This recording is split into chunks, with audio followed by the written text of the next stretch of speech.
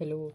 आज हम बात करेंगे जर्मनी के एकीकरण की, क्योंकि 2023 के बोर्ड पेपर में और 24 के पेपर में जर्मनी इटली का एकीकरण आया था और 2023 में फ्रांस क्रांति के कारण आया था। इसमें दो ऑप्शन हो सकते हैं, क्योंकि हमारे पास पेपर अनअवेलेबल है, इसलिए हम दिखा सकते हैं कि 2023 में फ्रांसीसी क्रांति आया हुआ था तो 2024-25 में आ सकता है, क्योंकि 2023-24 में इटली का एकीकरण आया था। देखिए, फ्रांस की क्रांति के मुख्य कारण लिखिए, मुख्य कारण क्या थे और लिखिए। 4 नंबर का क्वेश्चन है ये, 2023 के बोर्ड पेपर में पूछा हुआ प्रश्न है, इसलिए 2025 में इम्पॉर्टेंट है, 2025 में आ सकता है।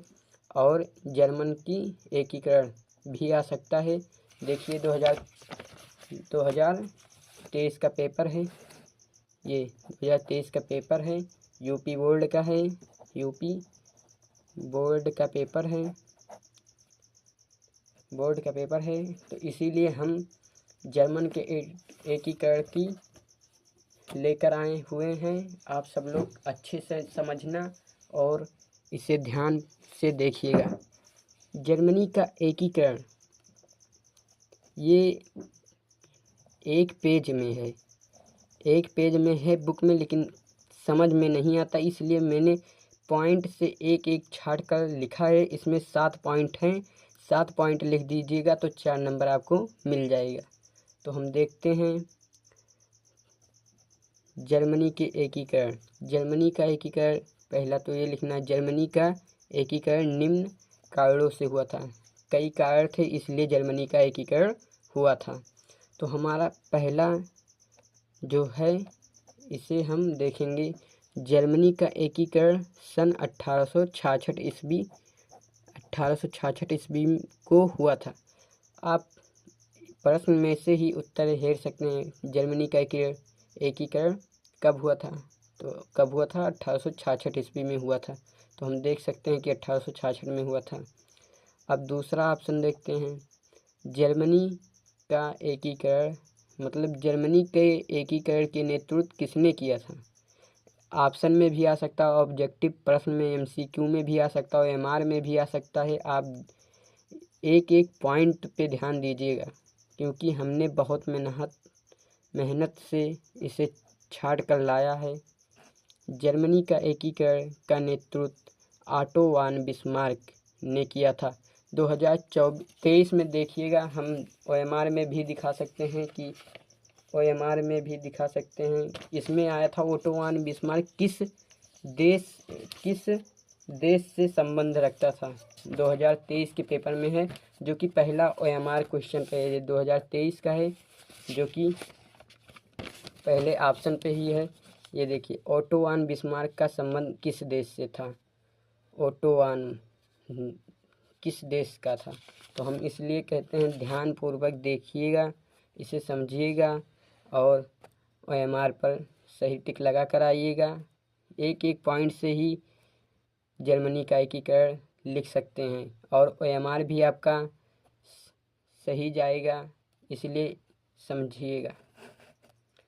सन 1830 ईस्वी की क्रांति से जर्मन राज्यों में भी विद्रोह हुआ। 1830 में कोई क्रांति हुई होगी, जिससे कि जर्मन राज्यों में भी विद्रोह हो गया। मतलब विद्रोह मतलब झगड़ा, जिससे एक दूसरे से झगड़ा करना, विद्रोह करना एक ही है। चौथा देखते हैं। चौथा, जर्मनी का एकीकरण 3 युद्धों के माध्यम हुआ था। इसमें 3 युद्ध हुए थे, जिसके कारण जर्मनी का एकीकरण हुआ। अगर ये 3 युद्ध न हुए होते तो हमारे जर्मनी का एकीकरण न होता।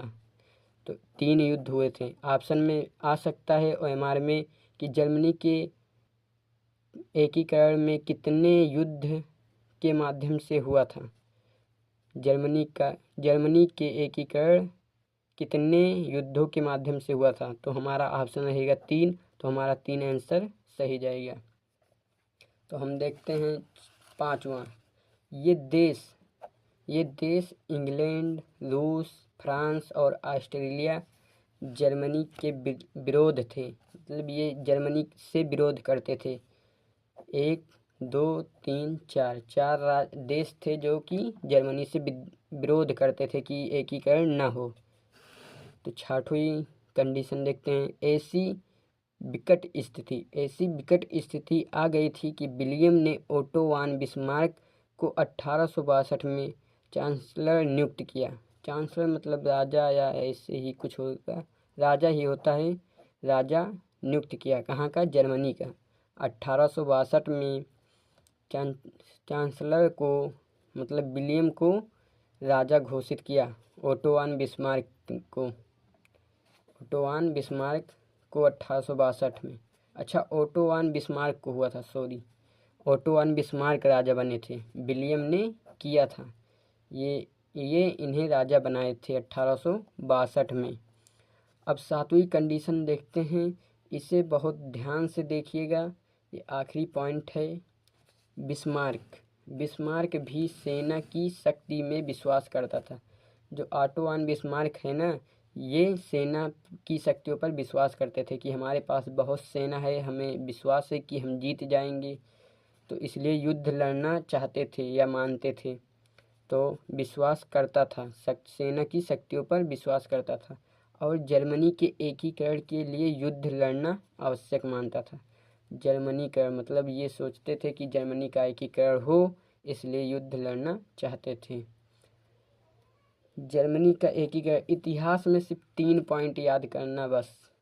जर्मनी का एकीकरण, इटली का एकीकरण और फ्रांस क्रांति के कारण, ये 3 वेरी इम्पॉर्टेंट है। आप सब लोग इसे ज़रूर पढ़ लेना। अगले क्लासों में मिलते हैं। Thank you.